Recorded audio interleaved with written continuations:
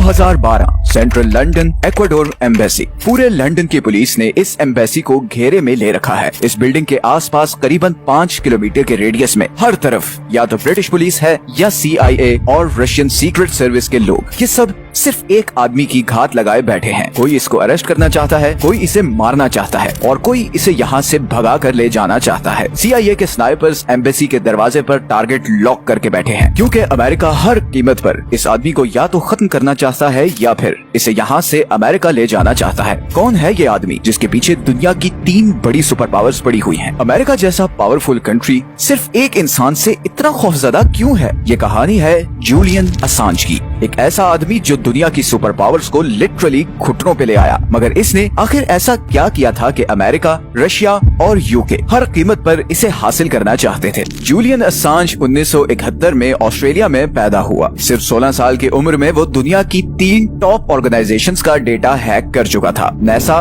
Pentagon और Lockheed Martin, America की सबसे बड़ी जंगी जहाज बनाने वाली कंपनी। हैकिंग कम्युनिटी में उसे मैंडेक्स के नाम से जाना जाता था। 1991 में असांज एक कैनेडियन टेलीकम्युनिकेशन कंपनी का डेटा हैक करते हुए पकड़ा गया और उसे 2 साल के लिए जेल भेज दिया गया। 1993 में जेल से छूटने के बाद असांज ने यूनिवर्सिटी ऑफ मेलबर्न से computer programming and mathematical engineering की डिग्री में एडमिशन ले लिया और फिर अगले 12 से 13 सालों तक असांज बहुत ही लो प्रोफाइल रहा। फिर 2006 में 35 साल की उम्र में उसने एक वेबसाइट बनाई जो दुनिया के सबसे ताकतवर लोगों के लिए एक डरावना ख्वाब साबित होने वाली थी। उस वेबसाइट का नाम था विकीलीक्स। इस वेबसाइट पर कोई भी आदमी सेंसिटिव इंफॉर्मेशन या डॉक्यूमेंट्स अपलोड कर सकता था और किसी को भी डॉक्यूमेंट्स अपलोड करने वाले की आइडेंटिटी नहीं पता चल सकती थी। वेबसाइट लॉन्च होते साथ ही उस पर डॉक्यूमेंट्स अपलोड होना शुरू हो गए। लोगों ने ऐसे डॉक्यूमेंट्स अपलोड करना शुरू कर दिए जो इंतहाई सीक्रेट थे। 9/11 से लेकर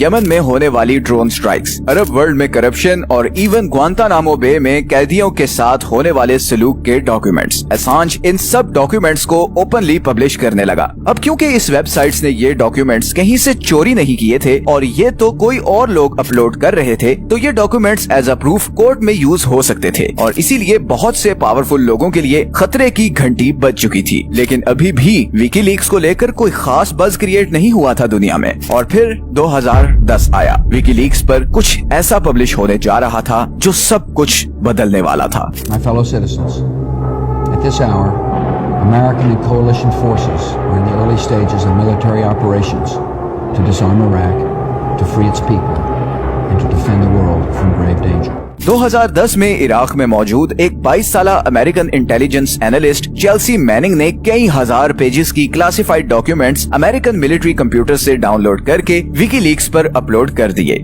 Blasting the release of over 90,000 US military records on the war in Afghanistan. WikiLeaks.org, a whistleblower website, has published what it says are nearly 92,000 official US documents of raw data on the deaths and casualties collected over the past 6 years. ये American history की सबसे बड़ी leaks थी। ये वो documents थे जिनमें ये लिखा हुआ था कि अमेरिका किसी भी कंट्री पर अटैक कैसे करता है, जियोपॉलिटिकल डिप्लोमेसी कैसे यूज करता है और उसकी इंटेलिजेंस एजेंसी कैसे काम करती है। इन लीक्स में उन रेड्स का भी जिक्र था जो अमेरिकन आर्मी इराकी फैमिलीज के घरों पर करती थी। इन लीक्स में जिक्र था उन हजारों इराकी फैमिलीज का जिन्हें अमेरिकन आर्मी ने सिर्फ शक की बुनियाद पर किडनैप किया या फिर जान से मार दिया। इन लीक्स में एक वीडियो भी थी, एक ऐसी वीडियो जो मैं यहाँ पर पूरी नहीं चला सकता वरना YouTube ये वीडियो रिमूव कर देगा। मैं इस वीडियो को सेंसर कर रहा हूँ मगर आप इसे ऑनलाइन सर्च कर सकते हैं। इस वीडियो में दिखाया गया है कि कैसे एक इराकी फैमिली को, जिसमें 3 बच्चे भी हैं, एक अमेरिकन हेलीकॉप्टर बेदर्दी से फायरिंग करके मार देता है।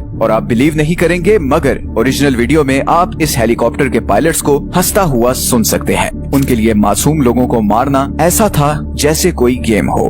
कुछ घंटों में ही ये वीडियो वायरल हो चुकी थी। हर online publication, article, news channel, हर जगह इसी का चर्चा था। मगर ये वीडियो तो समंदर में एक कतरे की तरह थी। क्लासिफाइड डेटा का एक ऐसा समंदर जिसमें अमेरिकन मिलिट्री के बहुत से कारनामे थे। अगले ही दिन विकीलीक्स पर कुछ और क्लासिफाइड डॉक्यूमेंट्स भी पब्लिश हुए जिनमें ये लिखा हुआ था कि इराक वॉर के दौरान करीबन 15,000 मासूम लोगों को बिल्कुल ऐसे ही मारा गया। 15,000 लोग, अनबिलीवेबल। खैर इन लीक्स का रिएक्शन तो आना था। पेंटागन आग बगोला हो चुका था। जूलियन असांज की वेबसाइट अब एक छोटी सी हैकिंग वेबसाइट नहीं थी, वो अब पूरी दुनिया का सेंटर ऑफ अटेंशन बन चुकी थी। अमेरिका ने विकीलीक्स को नेशनल सिक्योरिटी थ्रेट डिक्लेयर किया और चेल्सी मैनिंग को अरेस्ट कर लिया। जूलियन असांज के खिलाफ कोई एविडेंस तो था नहीं, उसने तो सिर्फ वो इन्फॉर्मेशन पब्लिश की थी, तो इसलिए उसके खिलाफ कोई एक्शन नहीं लिया जा सका। हाँ, पर विकीलीक्स के सारे बैंक अकाउंट सील कर दिए गए और इसका तोड़ करने के लिए विकीलीक्स बिटकॉइन पर मूव कर गई।